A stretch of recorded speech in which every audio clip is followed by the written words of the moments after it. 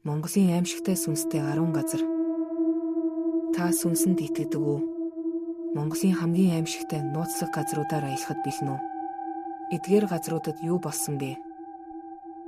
Богд хам уул бол монголчуудын хувьд ариун дагшин газар. Гэвч энд хачин жигтэй зүйлс тохиолддог гэдэг.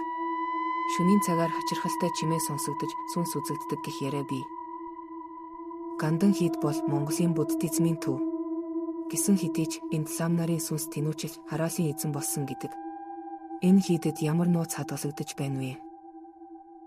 Чойжин ламын сүм мүзэд аимшигт хараал бий гэдэг. Эндхийн үзмөрүүд өөрсдөө хөдөлж шөнийн цагаар хашгирах чимээ гардаг гэсэн 100 яриа бий.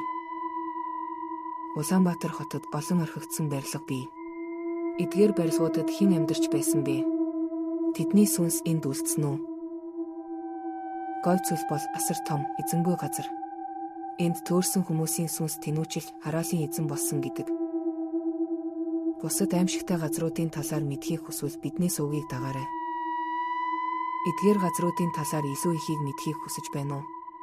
Манаас өгт subscribe хийж, коммент хэсэгт өөрийн бодлоо бичээрэй. Дараагийн бичлэгээр уулзцгаая.